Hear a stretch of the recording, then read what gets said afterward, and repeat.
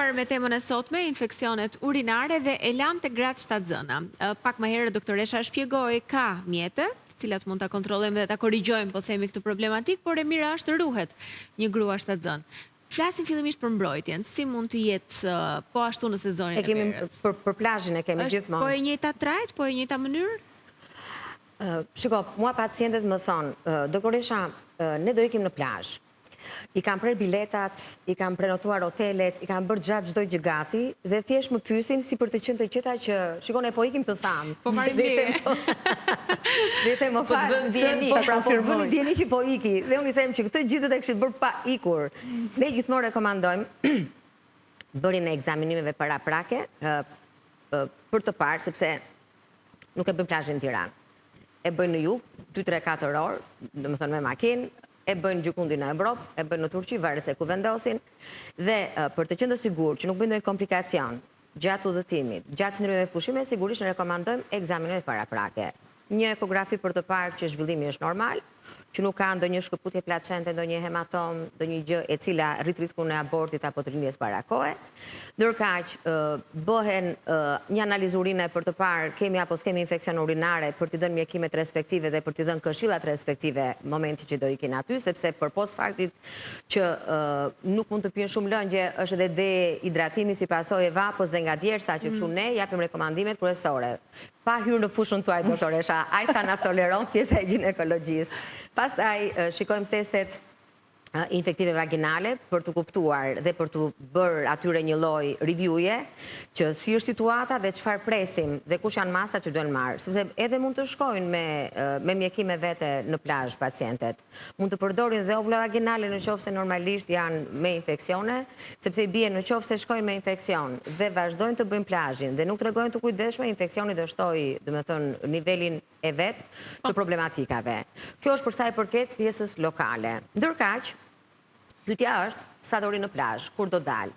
Dhe unë kam gjetur një shprehje shumë të thjeshtë dhe të shkurtër. Dhe i them, këtë bebin që ke në bark, mendoj sikur e ke në krah. Sa orë do ta mbash në diell të kalamanin e sapo lindur, ai do mbash edhe veten tënde me këtë bebin e palindur. Dhe kjo është ajo mënyra që i vendos në mendim me pacientet dhe e kuptojnë shumë mirë.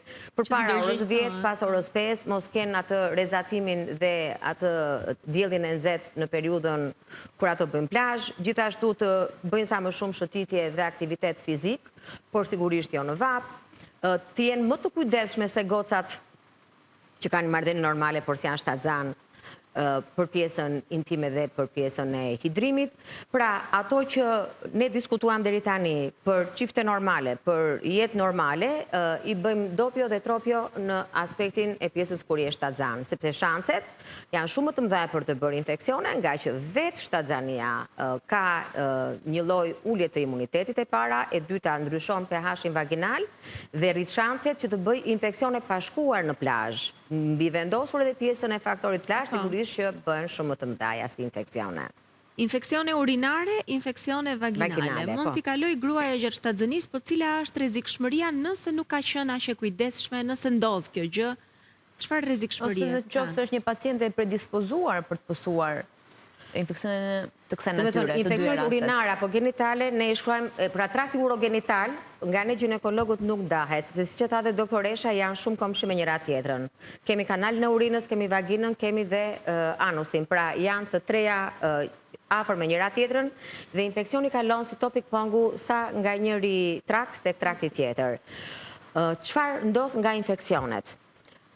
Statistikisht, një nga shkaqet kryesore të aborteve spontane janë infeksionet, si urinare, si vaginale. Sepse po kishe infeksione rekurente urinare të përsëritura, atëherë do kesh dhe vaginale.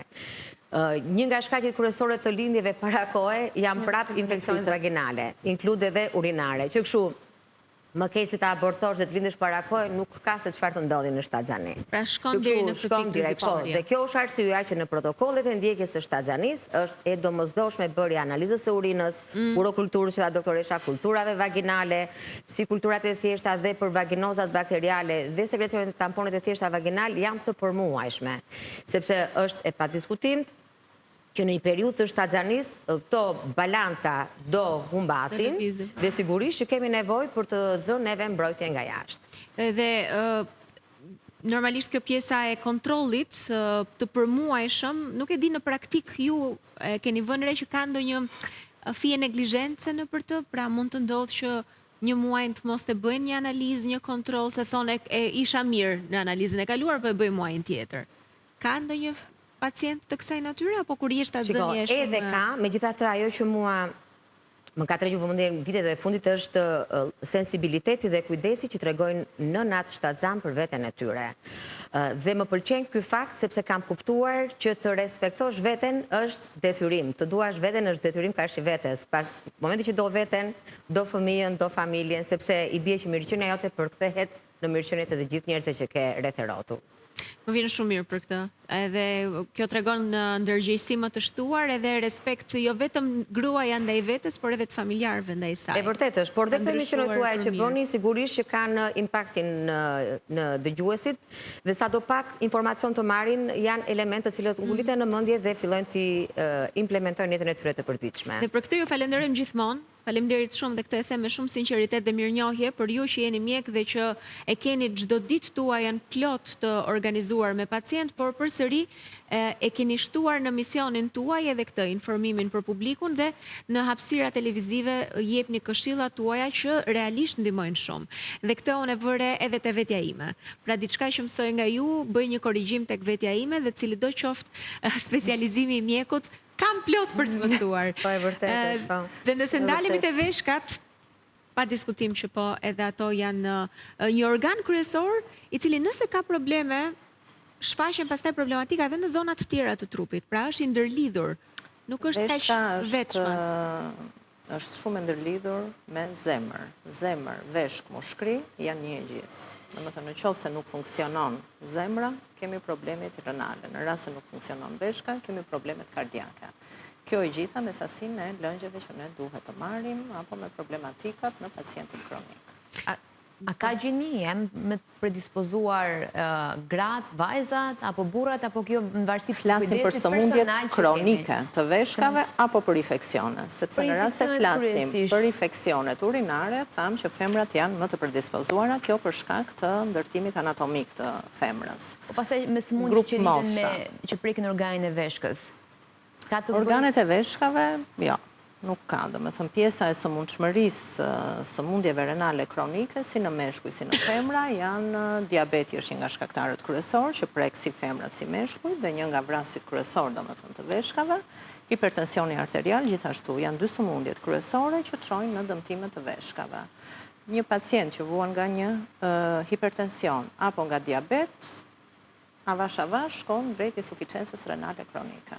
Domethënë janë të treja që duhet të lidhen dhe duhet të ndjekir rrugtimin për tek mjekun nefrolog.